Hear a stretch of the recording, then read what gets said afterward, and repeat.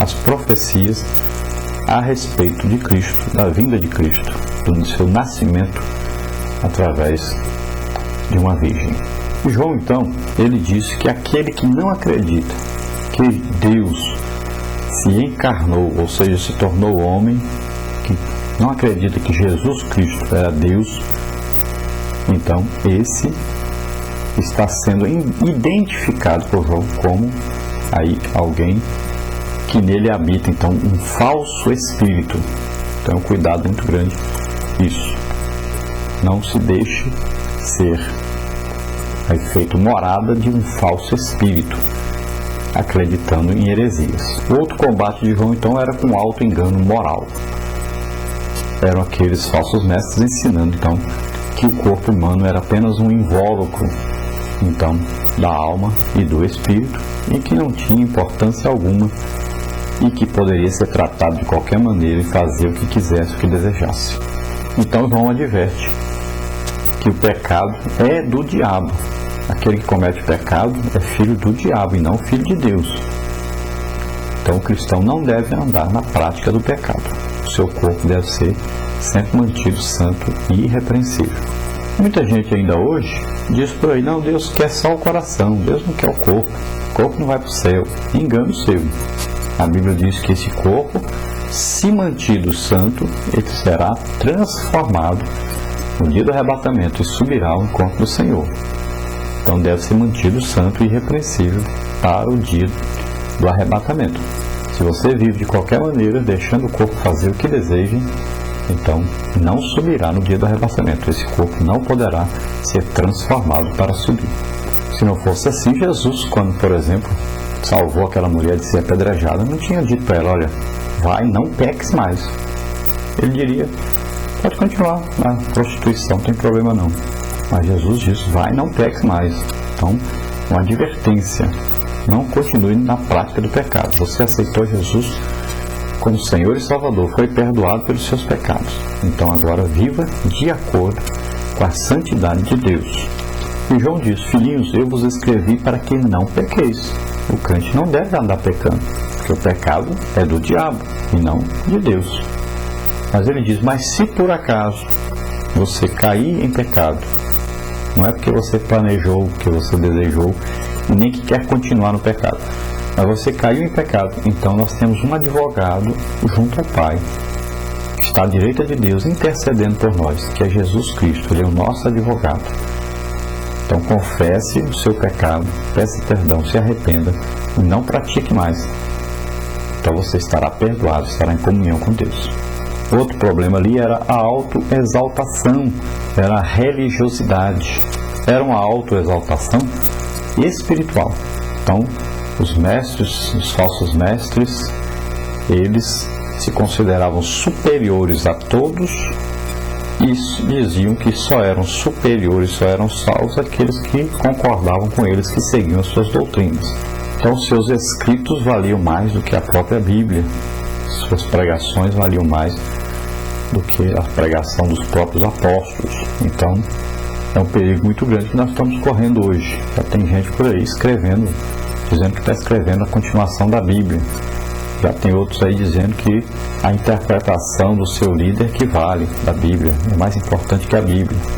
Já tem gente por aí se achando mais importante do que os próprios apóstolos de Cristo, se fazendo como se fosse um apóstolo do próprio Cristo.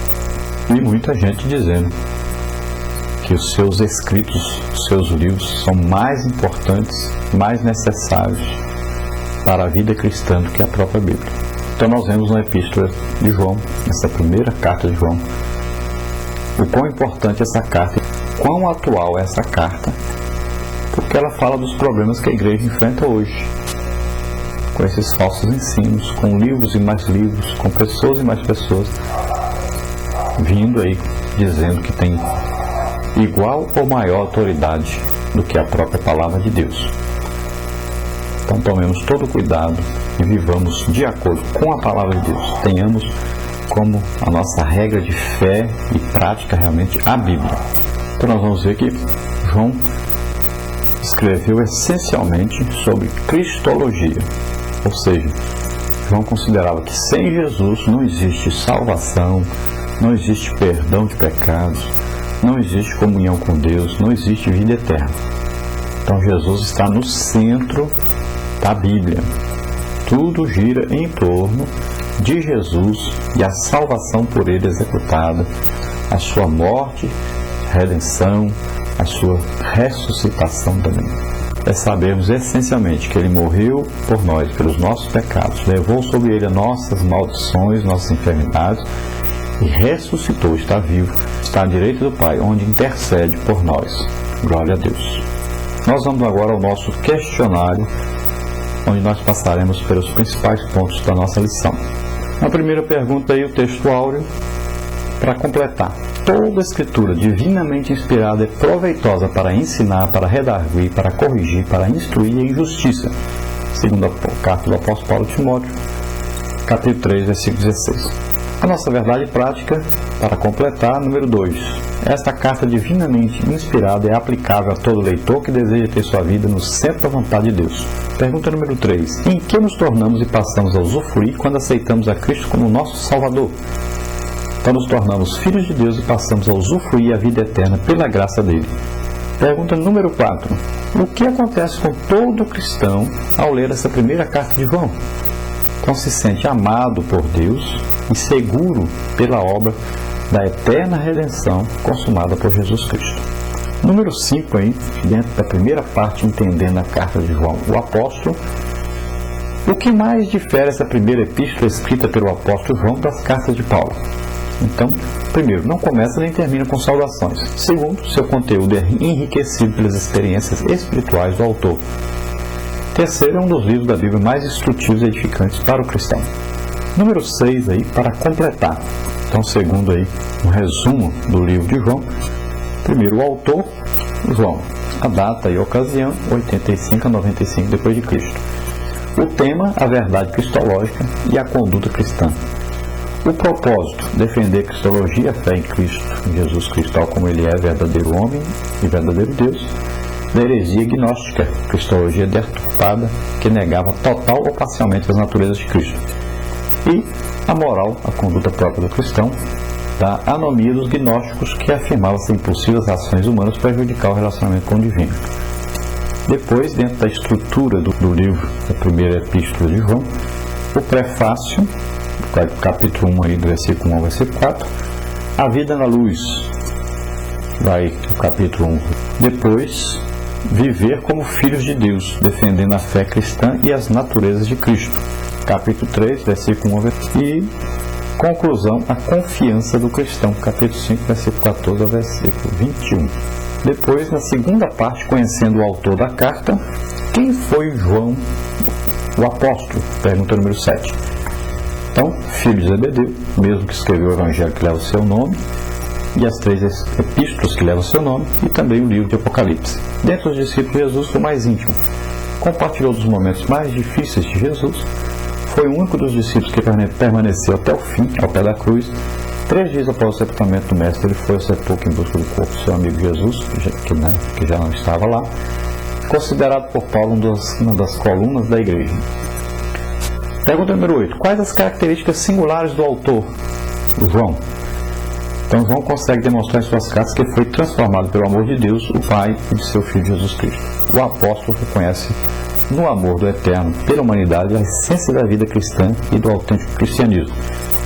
A verdade de Deus deve ser dita sem rodeios, entretanto, é preciso fazê-lo com amor. Ele representa verdades incontestáveis e doutrinárias, mas sempre dosadas com amor. Motivado por esse atributo de Deus, João mostra o resultado dos que eles obedecem às Santas Escrituras. Depois, na parte 3, o propósito da carta de João, pergunta número 9. Quais os propósitos da primeira carta de João? Então, apresentar o Senhor Jesus Cristo como uma manifestação do amor de Deus. Fazer os irmãos saberem com certeza que os que creem no nome do Filho de Deus têm a vida eterna. João expõe a hipocrisia de muitos enganadores que, através de falsas doutrinas, intentavam induzir os crentes ao erro.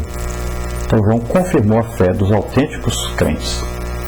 Naqueles dias, a pergunta número 10 aí, naqueles dias surgiram então na grande cidade de Éfeso e região, áreas sobre a qual o apóstolo exercia seu ministério pastoral, muitos enganadores que, através de falsas doutrinas, tentavam induzir os crentes ao erro, razão pela qual João escreveu as 3 cartas.